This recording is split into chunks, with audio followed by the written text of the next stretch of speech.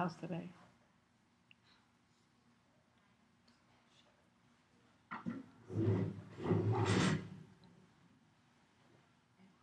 Hello, everybody.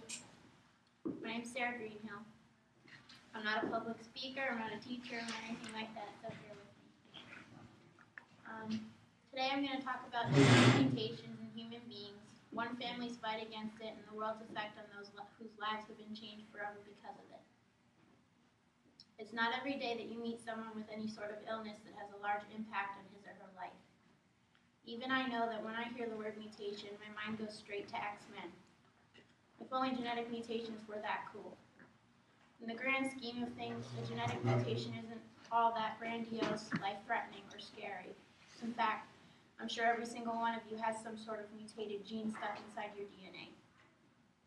Did you know that having blue eyes is actually a genetic mutation? That's just one example of how it can be completely harmless. On the other hand, there are kinds of mutations that no one wants to hear they have. The kind of mutation that will change the course of your life forever.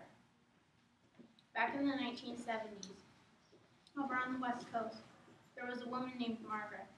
She was only 21 years old, had her whole life ahead of her, a son to raise, the world was her oyster. But just like the sun rises and sets, she was here today and gone tomorrow. She fell ill one random day, and without any inclination as to why, she was rushed to the hospital. What could have been something not so dangerous as appendicitis turned out to be that her entire body cavity was filled with tumors. That was the day that CDH1, a mutated gene causing extremely malignant stomach cancer as well as breast cancer, struck my family. Margaret Greenhill was the first of many people to die from this mutation. It took 30 plus years for doctors to figure out that my family was carrying a mutation of this gene, specific to our family. And in the meantime, 6 people in my family have been found to have it. Only 2 of them are alive, myself being one of them. When my father found out that he had cancer, no one knew it was because he had a mutated gene. When someone tells you that they have something like cancer, it's not like you immediately jump to a conclusion genes cause this. Most people get cancer just because. In fact, only 1% of all people with cancer have a genetic mutation. That meant that when they did the surgery to remove the cancer, they didn't actually take out his entire stomach. That was mistake number 1.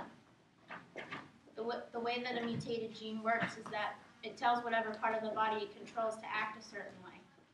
In the mutated version of CDH1, it tells all stomach and breast cells to turn into cancer. So it doesn't matter if you take part of it away, the remaining cells labeled stomach or breast will always mutate. The reason that doctors realized this cancer was out of the ordinary was because it wasn't just my dad with the same problem. It was his sister Margaret, his brother Mike, his other sister Lynn, and my cousin Michael. So after they thought something was up, my dad and my cousin both offered up their DNA in order to study on our family. And they narrowed it all down to the CDH1 gene. This meant that me, my siblings, and all of my cousins on my father's side needed to be tested as well. I remember it like it was yesterday, sitting in a small, somewhat cramped office, waiting to hear what the genetic counselor might say. A month or so before that day, she had told us that there was a 50-50 chance on whether or not we'd be affected by the CDH1 mutation. Now, since it's a dominant gene, it had nothing to do with my mother. Fate rested in the hands of my father and whether or not he had passed it to my siblings and me. As you all know, dominant genes only need one parent to be a carrier in order for a gene to be passed to its offspring. So the odds were definitely not in our favor. I let my brother go first. He was younger, and I could tell he was much more on edge than I was. The build-up to the words finally passing through the genetic counselor's lips seemed like it took 300 years, but it only took moments. You do not have the gene. Everyone sighed with relief, and you could feel the weight of the room lighten. And then she turned to me. Sarah, unfortunately, you do have the gene.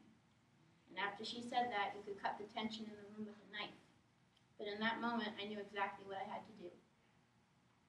I've had a lot of time to think over what I'd do if I ended up having the gene.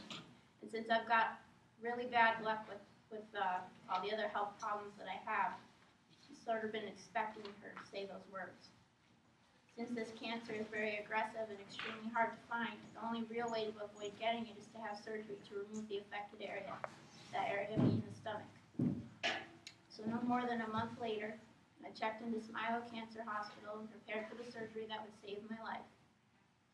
I went to sleep on that surgical table a regular person, and I woke up a marvel of modern science. So yeah, it's true. I don't have a stomach anymore. I eat just like everybody else, but in smaller quantities. I avoid certain foods like corn syrup. The way that my body digests food is via a small sac at the end of my esophagus. A lot of people assume that digestion only occurs in your stomach, but that's only a common misconception. Your small intestine also aids in stomach digestion. So, by the miracle that is the human brain, my body was able to rewire itself into working without a stomach. When I eat or drink, it goes straight from my esophagus into the tiny pouch, into my small intestine. I've got my good days and my bad days. I have to take medicine to help my body move the food I eat along, but all in all, I'm okay. This all may sound horrible to you, but believe me, I'm lucky. There are those out there without the options that I have, people that don't know they have a genetic mutation that could kill them, or people that are under the impression that they don't, but they actually do. Not only do insurance companies make it extremely difficult to get genetically tested because they won't pay for it, but companies out there are trying to patent our genes. That's right. They want to patent what's inside each and every one of us for their own personal gain. Any person, company, or organization that holds a patent on a gene can restrict anyone else from researching or testing it. That means that thousands of people can and will die because they didn't know about something that could be easily prevented if they had the testing and information available to them. A lot of our genes are already patented, but I'm sure you didn't know that. Not many people do. The important thing is to be aware that this is happening so that we can stop it. If a company or organization had patented CDH1, I may not be standing here in front of you all today. There are many things in this life that we all take for granted, the first and foremost thing being life itself. So don't let it pass you by and don't ignore your health. We're only here for a short time, some longer than others, and it only takes something as small as a gene to alter just how long we can be around.